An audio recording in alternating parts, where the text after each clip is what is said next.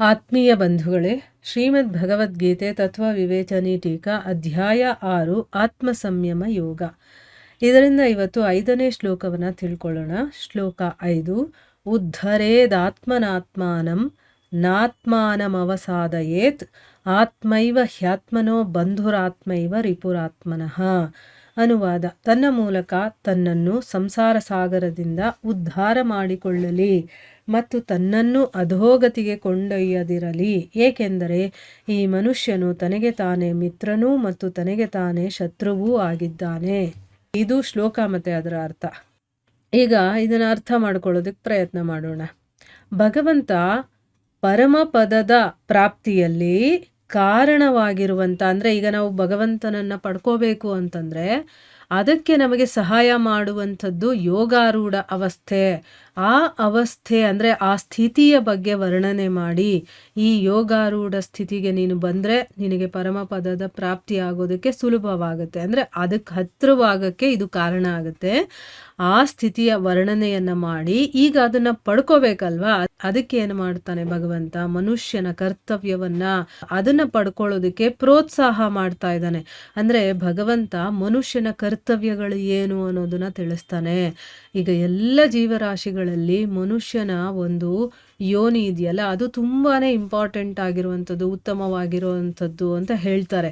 ಈಗ ಅದರದ್ದು ಇಂಪಾರ್ಟೆನ್ಸ್ ಏನು? ಆ ಮನುಷ್ಯನ ಜನ್ಮ ಸಿಕ್ಕಿರೋದು ಸಾಮಾನ್ಯವಾಗಿ ಅಲ್ಲ, ಅದು ಯಾವುದೋ ಒಂದು ಸಾಧನೆಯನ್ನು ಮಾಡೋದಕ್ಕೆ ಇರೋದು. ಈಗ ನಾವೇನು ಅಂದ್ಕೊಳ್ತೀವಿ, ಚೆನ್ನಾಗಿ ತಿಂದು ಉಂಡು ಮಜಾ ಮಾಡೋದು, ನಮಗೇನು ಸಿಕ್ಕಿದೆಯೋ ಭೋಗಗಳನ್ನು ಭೋಗಿಸೋದಕ್ಕೋಸ್ಕರ ಈ ಮನುಷ್ಯ ಜನ್ಮ ಸಿಕ್ಕಿದೆ ಅಂತ ನಾವು ಅಂದ್ಕೊಂಡಿದ್ದೀವಿ. ಆದರೆ ಅದು ತಪ್ಪು. ಭಗವಂತ ಈ ಮನುಷ್ಯನ ಒಂದು ಜನ್ಮವನ್ನು ಕೊಟ್ಟಿರೋದು ಅದನ್ನು ಸಾರ್ಥಕ ಮಾಡಿಕೊಳ್ಳಿ ಅಂತ, ಭಗವಂತನನ್ನು ಪಡ್ಕೊಳ್ಳಿ ಅಂತ ಕೊಟ್ಟಿರುವಂಥದ್ದು.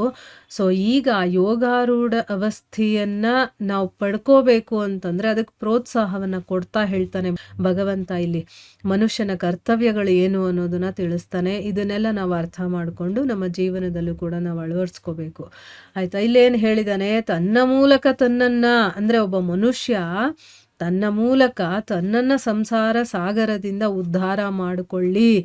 ಈ ಒಂದು ಸಂಸಾರವನ್ನು ಸಾಗರಕ್ಕೆ ಹೋಲಿಸಿ ಅದರಿಂದ ದಾಟಿ ಹೋಗ್ಬೇಕು ನಾವು, ಅದನ್ನು ಉದ್ಧಾರ ಮಾಡ್ಕೊಳ್ಳೋದು ಅಂತ ಹೇಳಿರೋದು. ಮತ್ತು ತನ್ನನ್ನು ತಾನು ಅಧೋಗತಿಗೆ ತಗೊಂಡು ಹೋಗದೆ ಇರಲಿ, ಅಂದರೆ ಉದ್ಧಾರ ಮಾಡ್ಕೋಬೇಕು, ಅಧೋಗತಿಗೆ ಹೋಗಬಾರ್ದು. ಯಾಕೆ ಅಂತಂದರೆ ಈ ಮನುಷ್ಯ ಅನ್ನೋನು ತನಗೆ ತಾನೇ ಮಿತ್ರನೂ ಆಗಿದ್ದಾನೆ ಮತ್ತು ತನಗೆ ತಾನೇ ಶತ್ರು ಕೂಡ ಆಗಿದ್ದಾನೆ ಅಂತಂದ್ಬಿಟ್ಟು ಇಲ್ಲಿ ಹೇಳ್ತಾ ಇದ್ದಾನೆ. ಈ ಶ್ಲೋಕದ ಅರ್ಥ ಏನು ಅಂತಂದರೆ, ಒಬ್ಬ ಮನುಷ್ಯ ತನ್ನನ್ನು ತಾನು ಈ ಒಂದು ಸಂಸಾರ ಸಾಗರದಿಂದ ಉದ್ಧಾರ ಮಾಡಿಕೊಳ್ಳಿ, ತನ್ನನ್ನು ತಾನು ಕೆಳಮಟ್ಟಕ್ಕೆ ತಗೊಂಡು ಹೋಗದೇ ಇರಲಿ. ಯಾಕೆ ಅಂದರೆ ಮನುಷ್ಯ ತನಗೆ ತಾನೇ ಮಿತ್ರನೂ ಆಗಿದ್ದಾನೆ, ತನಗೆ ತಾನೇ ಶತ್ರು ಆಗಿದ್ದಾನೆ. ಶತ್ರು ಮಾಡ್ಕೋಬೇಕೋ ಮಿತ್ರ ಮಾಡ್ಕೋಬೇಕೋ ಅದು ನಮ್ಮ ಕೈಯಲ್ಲಿದೆ, ಅದನ್ನು ಇಲ್ಲಿ ಹೇಳ್ತಾ ಇದ್ದಾರೆ. ಈಗ ಮೊದಲನೇ ಪ್ರಶ್ನೆ ಏನು ಅಂತಂದರೆ, ತನ್ನಿಂದಲೇ ತನ್ನ ಉದ್ಧಾರ ಮಾಡೋದು ಅಂತಂದರೆ ಏನು, ಮತ್ತು ತನ್ನನ್ನು ಅಧೋಗತಿಗೆ ತಳ್ಕೊಳ್ಳೋದು ಅಂತಂದರೆ ಏನು ಅಂತ ಪ್ರಶ್ನೆ ಮಾಡಿದ್ದಾರೆ. ಉತ್ತರ ಏನು ಅಂತಂದರೆ, ಒಬ್ಬ ಜೀವಿ ಅಜ್ಞಾನಕ್ಕೆ ವಶನಾಗಿ ಅನಾದಿ ಕಾಲದಿಂದ ಈ ಒಂದು ದುಃಖಮಯವಾದಂಥ ಸಂಸಾರ ಸಾಗರದಲ್ಲಿ ಮುಳುಗಿ ಹೇಳ್ತಾನೆ ಮತ್ತು ನಾನಾ ರೀತಿಯ ಒಳ್ಳೆ ಕೆಟ್ಟ ಯೋನಿಗಳಲ್ಲಿ ಅವನು ಅಲಿತಾ ಅನೇಕ ರೀತಿಯ ಭಯಾನಕವಾದಂಥ ಕಷ್ಟಗಳನ್ನು ಸಹಿಸ್ತಾ ಇರ್ತಾನೆ. ಜೀವಿಯ ಈ ಒಂದು ದೀನ ದೆಸೆಯನ್ನು ನೋಡಿ ಅವನಿರುವಂಥ ಈ ಒಂದು ಅಯ್ಯೋ ಅನ್ನುವಂಥ ಒಂದು ಪರಿಸ್ಥಿತಿಯಲ್ಲಿದ್ದಾನಲ್ಲ, ಆ ಒಂದು ಸ್ಥಿತಿಯನ್ನು ನೋಡಿ ದಯಾಮಯನಾದಂತಹ ಭಗವಂತ ಅವನಿಗೆ ಸಾಧನೋಪಯೋಗಿ, ಅಂದರೆ ಸಾಧನೆ ಮಾಡೋದಕ್ಕೆ ಉಪಯೋಗವಾಗಿರುವಂತಹ ಮತ್ತು ದೇವದುರ್ಲಭ, ಅಂದರೆ ದೇವತೆಗಳಿಗೂ ಸಿಗದೇ ಇರುವಂಥ ಮನುಷ್ಯ ಶರೀರವನ್ನು ಕರುಣಿಸ್ತಾನೆ. ಅಂದರೆ ಮನುಷ್ಯ ಶರೀರ ಇದೆಯಲ್ಲ, ಅಲ್ಲಿ ಮಾತ್ರ ಸಾಧನೆ ಮಾಡೋದಕ್ಕೆ ಸಾಧ್ಯ. ಈಗ ದೇವತೆಗಳು ಸಾಧನೆ ಮಾಡೋದಕ್ಕಾಗಲ್ಲ, ಅವರು ತಾವೇನು ಮಾಡಿದಾರೋ ಪುಣ್ಯವನ್ನು ಅದನ್ನು ಅನುಭವಿಸೋದಕ್ಕೆ ಅಲ್ಲಿ ಹೋಗಿರ್ತಾರೆ ಹೊರತು ಅಲ್ಲಿ ಸಾಧನೆ ಮಾಡೋದಕ್ಕಾಗಲ್ಲ. ಅದಕ್ಕೆ ಮನುಷ್ಯ ಶರೀರ ಇದೆಯಲ್ಲ ಅದು ಸಾಧನೆ ಮಾಡೋದಕ್ಕೆ ಅಂತಲೇ ಇರುವಂಥದ್ದು. ಸೊ ದೇವತೆಗಳಿಗೂ ದುರ್ಲಭವಾಗಿರುವಂಥ ಮನುಷ್ಯ ಶರೀರವನ್ನು ಕರುಣಿಸ್ತಾನೆ.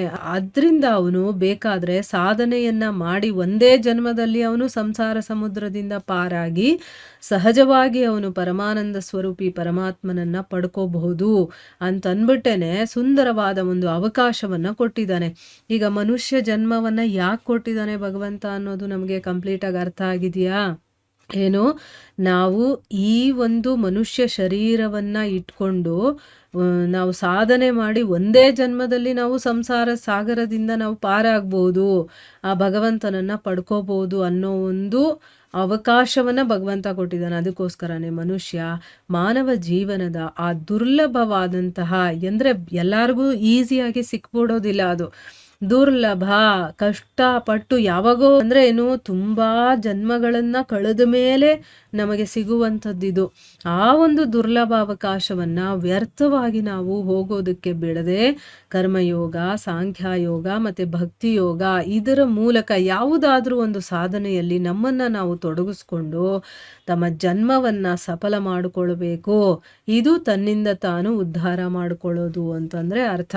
ಈಗ ಮನುಷ್ಯ ಶರೀರದ ಇಂಪಾರ್ಟೆನ್ಸ್ ಏನು, ಆ ಶರೀರವನ್ನು ಭಗವಂತ ಯಾಕೆ ಕೊಟ್ಟಿದ್ದಾನೆ ಅಂದರೆ ನಾವು ಸಂಸಾರ ಸಮುದ್ರವನ್ನು ಪಾರ್ ಮಾಡಿ ಭಗವಂತನನ್ನು ಪಡ್ಕೊಳ್ಳೋದಕ್ಕೆ ಮನುಷ್ಯ ಶರೀರವನ್ನು ಕೊಟ್ಟಿದ್ದಾನೆ. ಇದು ಎಲ್ಲರಿಗೂ ಸಹಜವಾಗಿ ಸಿಗುವಂಥದ್ದಲ್ಲ, ಇದು ದುರ್ಲಭವಾಗಿರುವಂಥದ್ದು. ಅದಕ್ಕೋಸ್ಕರನೇ ಇಂಥ ಒಂದು ಅವಕಾಶವನ್ನು ವೇಸ್ಟ್ ಮಾಡಿಕೊಳ್ಳದೆ ಕರ್ಮಯೋಗ, ಸಾಂಖ್ಯಯೋಗ, ಭಕ್ತಿ ಯೋಗ ಯಾವುದಾದ್ರೂ ಒಂದು ಸಾಧನೆಯಲ್ಲಿ ನಮ್ಮನ್ನು ನಾವು ತೊಡಗಿಸ್ಕೊಂಡು ನಮ್ಮ ಜನ್ಮವನ್ನು ಸಾರ್ಥಕ ಮಾಡ್ಕೊಳ್ಬೇಕು. ಈ ರೀತಿ ಮಾಡ್ಕೊಳ್ಳೋದಿದೆಯಲ್ಲ, ಇದನ್ನ ತನ್ನಿಂದ ತಾನೇ ಉದ್ಧಾರ ಮಾಡ್ಕೊಳ್ಳೋದು. ಈಗ ನಮಗೆ ಹೆಂಗೋ ನಾವು ಏನೋ ಮಾಡಿ ನಾವು ಭಕ್ತಿ ಮಾರ್ಗವನ್ನು ಪಡ್ಕೊಂಡಿದ್ದೀವಿ, ಅದರಲ್ಲೇ ನಾವು ಸಾಧನೆಯನ್ನು ಮಾಡ್ತಾ ಹೋದಾಗ ನಮ್ಮ ಜನ್ಮ ಸಾರ್ಥಕತೆಯನ್ನು ಪಡ್ಕೊಳ್ಳುತ್ತೆ. ಇದು ನಮಗೆ ನಾವು ಉದ್ಧಾರ ಮಾಡ್ಕೊಳ್ಳೋದು ಅಂತ ಅರ್ಥ. ಇದನ್ನು ಬಿಟ್ಟು ನಾವು ಇಂದ್ರಿಯಗಳ ಹಿಂದೆ ಹೋದರೆ, ಆ ಇಂದ್ರಿಯಗಳಿಗೇನು ಬೇಕೋ ಅದನ್ನೆಲ್ಲ ಕೊಡ್ತಾ ಅದರಲ್ಲೇ ಮುಳುಗಿದ್ರೆ ನಮ್ಮನ್ನು ನಾವು ಅಧೋಗತಿಗೆ ತಳ್ಕೊಂಡಂಗೆ.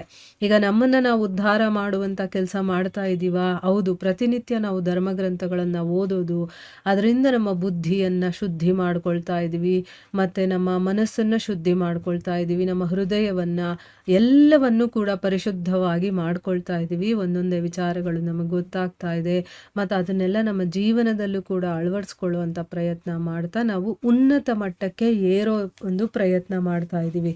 ಇದನ್ನು ತನ್ನಿಂದ ತಾನು ಉದ್ಧಾರ ಮಾಡಿಕೊಳ್ಳೋದು ಅಂತ ಹೇಳೋದು. ಇದರ ಮುಂದುವರೆದ ಭಾಗ ಇನ್ನೂ ಇದೆ, ಅದನ್ನು ನಾವು ಮುಂದಿನ ಭಾಗದಲ್ಲಿ ತಿಳ್ಕೊಳ್ಳೋಣ. ಹರೇ ಕೃಷ್ಣ.